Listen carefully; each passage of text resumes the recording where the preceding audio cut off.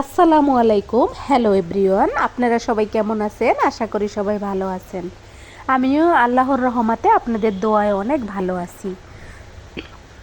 চলে এসেছি আপনাদের মাঝে একটা নতুন ভিডিও নিয়ে, যে ভিডিওতে রমনা পার্কের গেটের ফুলের একটা দোকান দিয়ে শুরু করেছি। দেখেন কত মানুষ, বৃষ্টির আগে কত মানুষ হয় এসব জায়গা, আর দেখতেও কিন্তু খুব ভালো লাগে। আজকে আমার ভিডিওতে A to Z যা যা থাকবে সব কিন্তু আপনাদের ভালো লাগবে। আমি আশা করি আমার যেহেতু ভালো লাগছে আপনাদের অবশ্যই ভালো লাগবে। আর এই যে দেখেন কত সুন্দর করে এই দোকানদার ফুলগুলোকে সাজিয়ে নিয়ে বসে আছে, কিন্তু ক্রেতা অনেক কম, ক্রেতা নাই বললেই চলে। কিন্তু তবুও তো এই ফুলগুলো বিক্রি করে সে সংসার চালায়, তার সংসার চলে, তাই না? আমাদের বাংলাদেশে আসলে এই ধরনের অনেক রকমের দোকান আছে। এই যে দেখেন, তারপরে বুট, বাদাম, কত কিছু, ছোলা, এগুলা ভেজে ভেজে বিক্রি করে, চাল, চিমের বিচি, অনেক কিছু, নানা প্রকারের ভাজা, কটকটি ভাজা। এরপরে দেখেন এই যে রাস্তার ভিতরে একটা ভ্যান গাড়িতে বিক্রি করতেছিল নানান রকমের ছোট ছোট চিপ জাতীয় পিঠা। চিপ জাতীয় পিঠা বাচ্চারা কিন্তু ভেজে দিলে বৃষ্টির দিনে খুব খায়, এগুলা কিন্তু ছিল। এরপরে দেখেন এখানে আনারস ছিল, আনারস কেটে বিক্রি করে এক চাচা, বলতেছিল খাবে মা? আমি বলতেছিলাম খাবো মানে খাবো তো অবশ্যই, কিন্তু খেয়েছি সেটা অফ ক্যামেরায়, কিনেছি সেটা অফ ক্যামেরায়, কিন্তু ভিডিওতে একটু দেখিয়ে দিলাম। এরপরে রমনার ভিতরে ঢুকে পড়েছি। রমনার ভিতরে ঢুকে এই যে প্রথমেই আমার ভাগ্না কী করলো, এখানে উঠবে, এই পিছলাতে উঠবে, সে নাকি এতে ওঠে নাই কখনো। এখন এটা তো পুরানা, জং ধরা আছে, হাত কেটে যাইতে পারে, পাছা কেটে যাইতে পারে, কিন্তু কে কার কথা শোনে, সে উঠবেই। উপরে ওঠে বসে আছে, এখন আর সে নিচে নামতে পারছে না। তারপরে তার আঙ্কেল তাকে সাহায্য করলো, সাহায্য করার পরে সে পিছলা খাইয়ে নিচে নামলো। নিচে ছিল তার মা, ধরলো তার মা। পরে আমিও চলে আসলাম, যেহেতু দেখতেছিলাম যে হচ্ছিল না, সে ভয় পাইতেছিল, আমি একটু দূরে ছিলাম, আমিও পরে চলে আসলাম, এসে অ্যাড হইলাম। হাঁটতে হাঁটতে অনেকটাই ঘামিয়ে গিয়েছিলাম, দেখতে পাবেন আমি যখন পিছন করবো দেখা যাবে আমার পিঠে কি ঘাম। আর এই যে দেখেন এখন কিন্তু উনি পিছলা খাইয়ে নিচে নামবে, যদিও ওনার মজা লেগেছে, কিন্তু ওনার হাতে কিন্তু একটু টাচ লেগে চামড়া কেটে গিয়েছিল। তারপরও কিন্তু উনি আরও একবার খেতে চাচ্ছিল।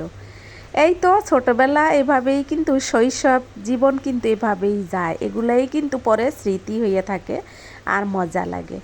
এই তো দেখো ছেঁচড়ি খাইয়ে নেমে গেল ভাগ্না আমার। বাবাটা অনেকটাই সাহস করে এই ছেঁচড়িটা খেয়েছে জীবনের প্রথম। এরপরে দেখতে পাবা আমরা আস্তে আস্তে হেঁটে হেঁটে বেরিয়ে যাচ্ছিলাম রমনা থেকে। এই যে হাত কেটে গেছে একটুখানি, দেখো তার মা কত আদর করে তাকে ওগুলো করে দিতেছিল।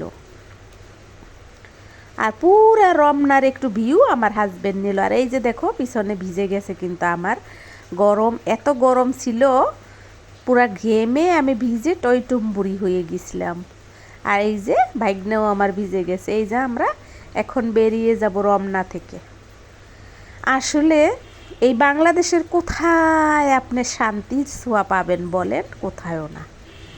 এত লোকালয়, এত লোকে ভরা থাকে সব জায়গা। এরপরে দেখেন আর একটু শান্তির ছোঁয়া নেওয়ার জন্য আমরা এখানে গিয়েছিলাম। এখানে গিয়েও কিছু সময়ের জন্য ওয়েট করতেছিলাম, ওয়েট করে দেখতেছিলাম যে আসলে কি করা যায়, কি করলে ভালো লাগে। তখন আমরা আসলে আমাদের হাতে সময় ছিল না যে আমরা নৌকায় উঠবো। বাবা কিন্তু ওঠার জন্য অনেক চেষ্টা করছে, মানে বাবা মানে আমার ভাগ্না, ভাগ্নে ওঠার জন্য অনেক চেষ্টা করছে, কিন্তু আমাদের হাতে একেবারেই সময় ছিল না। একটু সময় এখানে রেস্ট নিয়ে পরে আমরা বেরিয়ে পড়েছিলাম বাসার উদ্দেশ্যে। বাসার উদ্দেশ্যে বেরিয়ে পড়েছিলাম, সেগুলা অনেক আগের ভিডিওতে আপনাদেরকে দেখিয়েছি।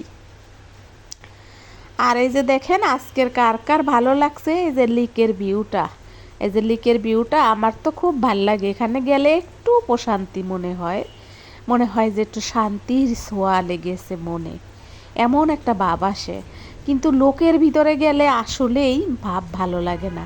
25 বছরেই কিন্তু আমি জনগণ লোকালয়ের ভিতরে আছি, আর লোকালয় জনগণের ভিতরেই আমি কাজ করতাম। বাজারের মতো জায়গায় আমি চাকরি করতাম, যেটা এখন একটু নীরব হয়েছে, কিন্তু নীরব না, মানে তারপরে একটু মোটামুটি নীরব। যাই হোক, আজকের ভিডিওটা আপনাদের কেমন লাগলো? ভালো লাগলো অবশ্যই লাইক কমেন্ট শেয়ার করবেন, আর আমার পাশে তো থাকবেন।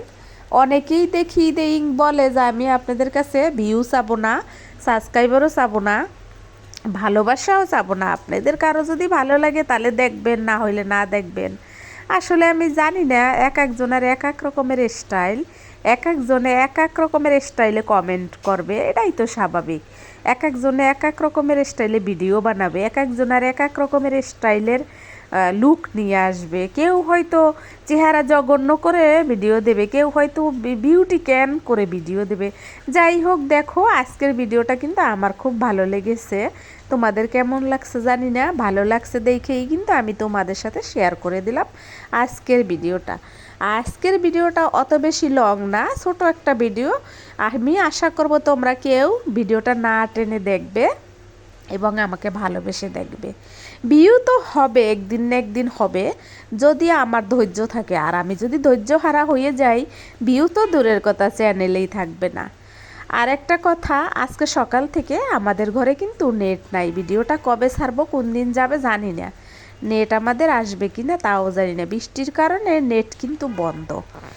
বৃষ্টি হইতেছিল, আজকে ছিল 20 তারিখ, যেদিন আমি ভয়েস দিতেছি এই দিনটা হলো 20 তারিখ, মে মাসের 20 তারিখ। সারাদিনই বৃষ্টি বৃষ্টি ভাব ছিল।